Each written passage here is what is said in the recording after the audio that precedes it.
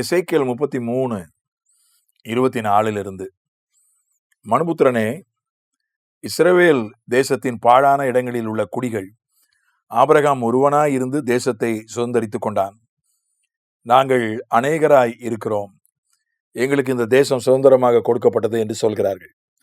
ஆகையால் நீ அவர்களை நோக்கி, நீங்கள் இரத்தத்தோடே கூடியதை தின்று உங்கள் நரகலான விக்கிரகங்களுக்கு நேராக உங்கள் கண்களை ஏறெடுத்து இரத்தத்தை சிந்திருக்கிறீர்கள். நீங்கள் தேசத்தை சுதந்தரித்துக் கொள்வீர்களோ? நீங்கள் உங்கள் பட்டயத்தை நம்பிக்கொண்டு அருவருப்பானதை செய்து உங்களில் அவனவன் தன் தன் அயலான் மனைவியை தீட்டுப்படுத்துகிறீர்கள். நீங்கள் தேசத்தை சுதந்தரித்துக் கொள்வீர்களோ என்று கர்த்தராகிய ஆண்டவர் உரைக்கிறார் என்று சொல். இந்த பகுதியில இஸ்ரவேல் மக்கள் சொல்றாங்க, ஆபிரகாம் ஒருவனாய் இருந்த போது இந்த தேசத்தை சுதந்தரித்துக் கொண்டான், நாங்கள் அநேகராய் இருக்கிறோம், அதனால இந்த தேசம் எங்க கையை விட்டு போகாது என்று அவர்கள் சொல்கிறார்கள்.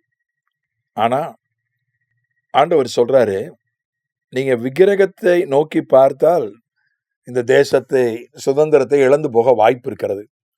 பட்டயத்தை நம்பினால் இந்த தேசத்தினுடைய அனுபவத்தை, இந்த தேசத்தின் மேலுள்ள உரிமையை நீங்கள் இழந்து போவதற்கு வாய்ப்பு இருக்கிறது என்று கர்த்தர் எச்சரிக்கிறார். எத்தனை பேர் இருக்கிறோன்றது முக்கியம் இல்லை. அவன் ஒருத்தனே சுதந்திரிச்சுட்டான், நாங்க கோடிக்கணக்கில் லட்சக்கணக்கில் இருக்கோம், நாங்க இந்த தேசத்தை விட்டுருவோமா? எனக்கு அவரை தெரியும், இவரை தெரியும். எப்போதும் அந்த மனுஷனுக்கு அப்படி அதனாலதான் ஊர் மேல பற்று இருப்பது, ஊரோடு ஒத்து போவது தவறு இல்லை. நண்பர்கள் உறவினர்களை அரவணைத்து போவது தப்பு இல்லை, அவருடைய உதவியை பெற்றுக்கொள்வது தப்பு இல்லை. ஆனா எனக்கு இவ்வளோ நண்பர் இருக்காங்க, எனக்கு அவ்வளோ உறவினர் இருக்காங்க, ஊருக்காரன் இருக்கான், ஜாதிக்காரன் இருக்கான், அவன் இருக்கான், இவன் இருக்கான், அந்த அதிகாரியை தெரியும், இந்த தலைவரை தெரியும், இப்போ அதனால நான் என்ன ஒன்றும் செய்ய முடியாது, நான் அதை கிழிச்சிருவேன் இதை கிழிச்சிருவேன்றதெல்லாம் ஒரு நடக்காத விஷயம். நம்ம யாரை நோக்கி பார்க்கிறோம்? விக்கிரகங்களுக்கு நேராக உங்கள் கண்களை ஏறெடுத்து, யாரை ஏறெடுக்கிறோம்? 121 சங்கீதம் எல்லாருக்கும் தெரியும். எனக்கு ஒத்தாசை வரும் பர்வதங்களுக்கு நேராக என் கண்களை ஏறெடுக்கிறேன், வானத்தை பூமியும் படைத்த கர்த்தரிடத்துல என் கண்களை ஏறெடுக்கிறேன். நம்முடைய கண் எங்க இருக்கு? அது ரொம்ப முக்கியம். நான் அதை சாதிச்சிட்டேன், இதை சாதிச்சிட்டேன், அப்படி ஆக்கும், இப்படி ஆக்கும், இவ்வளோ சொத்து இருக்கு, இவ்வளோ பணம் இருக்கு, இவ்வளோ பேரை சம்பாதிச்சிட்டேன் அப்படின்லாம் சொல்லிட்டு இருக்க முடியாது. அது நிலைக்கும்னு சொல்ல முடியாது. கர்த்தரை நோக்கி பார்த்தா அது நிலைக்கும். கர்த்தரை நோக்கி பார்க்கலனா இருக்கிறது நிலைக்காம போறதுக்கான ஆபத்து இருக்கு. சிலர் கஷ்டத்துல இருக்கிற வரைக்கும் ஆண்டவரை நினைப்பான், எல்லாம் வந்துருச்சுன்னா ஆண்டவரை விட்டுருவான், அப்புறம் வேற மாதிரி ஆயிடுவான், வேற ஆளாவே மாறிடுவான். பணம் வந்துடுச்சு, பதவி வந்துடுச்சு, ஒரு பெரிய நிலைமைக்கு போயிட்டானா அவன் ஆண்டவரையும் நோக்கி பார்க்க மாட்டான், மனுஷனையும் கொஞ்சம் வேற மாதிரி தான் பார்ப்பான். அதே மாதிரி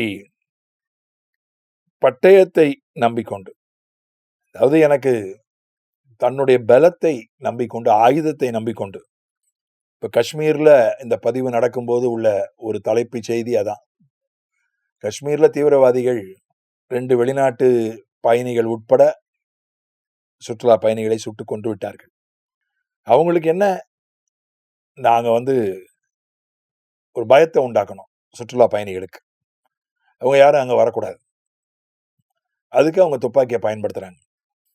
வன்முறை ஆயுதம் என்னைக்குமே நிக்காது. அதால என்ன செய்ய முடியும், ஜெயிக்க முடியுமான்னு கேட்டா, ஆயுதத்தை வச்சு தேசத்தை ஜெயித்தவங்க எவ்வளவு நாள் அதை வச்சிருந்தாங்க? எத்தனை பேரரசுகள், கிரேக்க பேரரசு, ரோம பேரரசு, பிரிட்டிஷ் சாம்ராஜ்யம், பல நாடுகளில் பல இடங்களில் எழும்பிய, பல காலகட்டங்களில் எழும்பிய பல பேரரசுகள், ஆயுதத்தால நாட்டை பிடித்தவர்கள் எவ்வளவு நாள் நிலைச்சு இருந்தது? அது நிலைக்கல. பட்டயத்தை நம்பி அவர்கள் தேசத்தை சுதந்திரித்துக் கொள்வீர்களோ? பட்டயத்தை நம்பும் போது என்ன பண்ணிடுறான்? தப்பான வழியில போயிடறான். அயலானுடைய மனைவியை தீட்டுப்படுத்துகிறீர்கள்.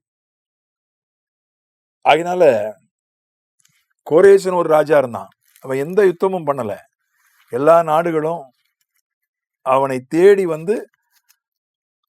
அவனிடத்தில் சரணடைந்தன. ஏசாயா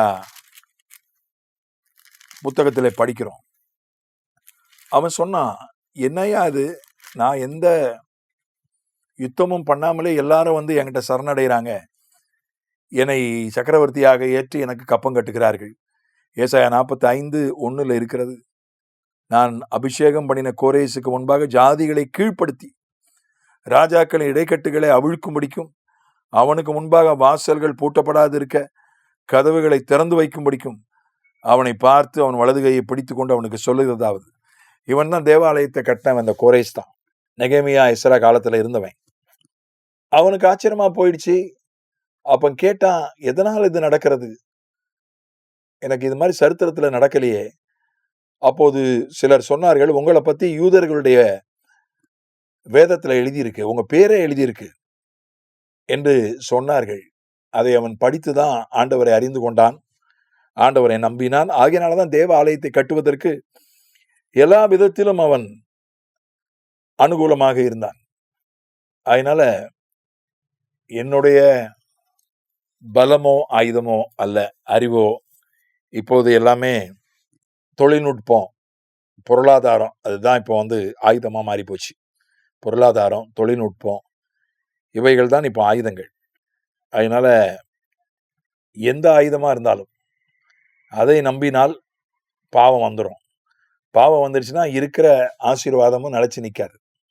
ஆண்டவரை வைக்க வேண்டிய இடத்துல வேற எதையாவது வைத்து அதை நோக்கி பார்த்தாலும் இருக்கிற ஆசீர்வாதம் நிலைக்காம போயிடும். முதல்ல இருக்கிற ஆசீர்வாதத்தை, அது ஆவிக்குரிய ஆசீர்வாதமோ, சரீர ஆசீர்வாதமோ, பொருளாதார ஆசீர்வாதமோ, இருக்கிற உலக ஆசீர்வாதமோ, இருக்கிற ஆசீர்வாதத்தை நாம் காத்துக்கொள்ள வேண்டும்.